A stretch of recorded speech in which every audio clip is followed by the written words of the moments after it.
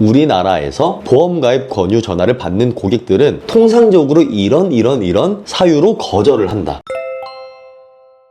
네, 안녕하십니까. 세일즈 인사이터 김범기 사업단장입니다. 반갑습니다. 대한민국에서 영업하시는 분들이 가장 많이 활용하시는 영업 방식이 뭔가요? 현실적으로는 아마 데이터베이스, DB를 구매해서 제일 많이 하시는 것 같습니다. 그러면 DB를 잘하려면 어떻게 해야 될까요? DB를 잘하려면 간단하게는 먼저 DB 세일즈 프로세스를 좀 이해를 해야 될 것 같은데요. 첫 번째, 전화를 한다. 두 번째, 고객을 만난다. 세 번째, 설계랑 보장 분석을 준비한다. 네 번째, 이제 계약 체결을 한다. 다섯 번째, 증권 전달을 한다. 그리고 여섯 번째, 고객 관리를 한다. 이 정도라고 먼저 생각이 들고요. 다만 이 순서가 조금 무의미한 감이 없지 않아 있습니다. 그 이유는 DB 영업은 전화 그리고 첫 만남에서 모든 게 결정이 됩니다. 그래서 내가 향후에 안 됐을 때 영업하는 분들이 이 말씀을 제일 많이 하세요. 난 왜 클로징이 안 될까? 아니요, 그렇지 않아요. 클로징이 안 되는 게 문제가 아니라 전화랑 첫 만남에서 이미 고객은 나한테 할지 말지를 결정했습니다. 그러니까 전화에서 어쨌든 첫 만남으로 연결이 되는 거잖아요. 네.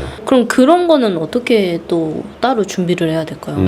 TA를 잘해야 방문으로 잘 넘어가고 그 다음 단계로 잘 넘어갈 텐데요. TA를 잘하는 방법의 첫 번째는 마인드 세팅입니다. 우리나라 사람들이 가장 받기 싫어하는 전화 중에 하나가 보험가입 권유거든요. 어쩔 수 없어요, 이거는. 이 부분을 터부시하지 말고 고객은 이 전화 받는 걸 싫어하지만 나는 상처받지 않겠다라는 강한 마음가짐이 필요할 것 같고요. 두 번째로는 통화 내용 자체가 간결하고 핵심만 전달을 해야 됩니다. 마지막 세 번째, 이게 제일 중요한데요. DB 전화를 하시고 나서 저희가 보통 관리대장 혹은 콜 리스트라고 말들을 많이 하시는데 이 리스트 정리를 정말 잘 하셔야 됩니다. 예를 들면 전체 고객들의 성함은 다 들어가 있어야 될 것 같고요. 그리고 거기에 대해서 성공 사례를 적는 것도 정말 중요한데 그보다 중요한 건 실패 사례를 적는 게 중요합니다. 이 사례가 실패했다가 아니고요. 이 고객이 나에게 무엇이라고 말을 하면서 내 전화를 끊었는가, 이걸 내 스스로 정리를 먼저 하고요. 두 번째, 주변의 동료들이 계시지 않습니까? 그분들과 이 사례를 주기적으로 공유하셔야 됩니다. 그러면 어떤 사례가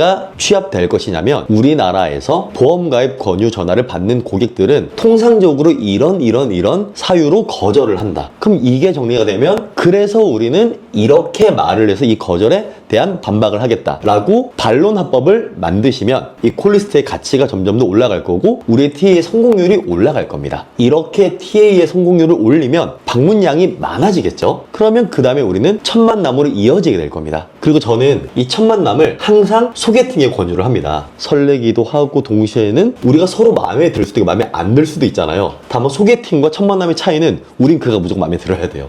그럼 여기서의 핵심은 저희가 보통 티키타카라고 얘기를 하지 않습니까? 즉 서로 얼마나 대화가 잘 되냐인데 보통 보험 설계사님들이 잘못하는 첫 만남의 특징은 티키타카 없이 설명만 잔뜩 하고 오십니다. 근데 그 고객님들이 선생님을 만난 게 아니에요. 강사를 만난 게 아니에요. 20년 동안 내가 돈을 낼 보험의 담당자를 만나는 건데 첫 만남에서 주구장창 설명만 하고 있으니 우리를 좋아할 리가 있겠습니까? 그래서 저는 첫 만남의 철칙 두 가지만 말씀드리고 싶습니다. 하나, 예쁘고 곱고 가치 있는 질문을 하셔라. 두 번째, 고객이 답할 때 그가 말할 발언권을 철저히 지켜주셔라.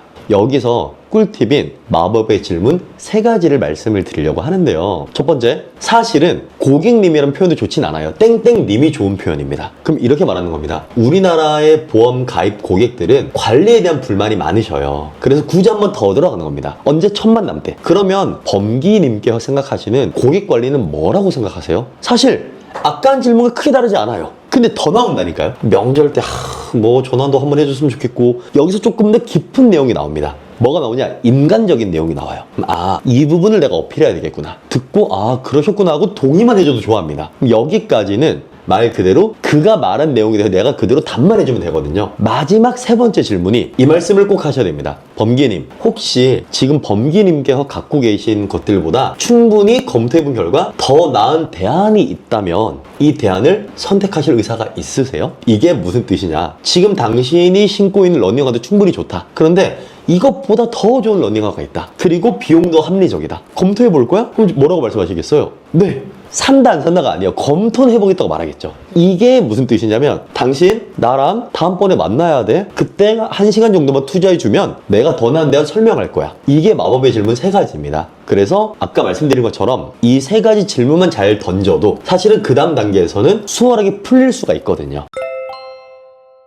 오늘은 DB 세일즈에 대해서 다뤄봤고요. 결론적으로 드릴 수 있는 말씀은 하나입니다. DB 영업의 모든 결정은 전화와 초회 방문 단계에서 이미 결정이 됩니다. 이 내용을 들으시고 전화 그리고 초회 방문을 잘 준비하셔서 성공적으로 DB 세일즈를 하시는 여러분들이 되었으면 좋겠습니다. 이상으로 세일즈 인사이터 김범기 사업단장이었습니다. 감사합니다.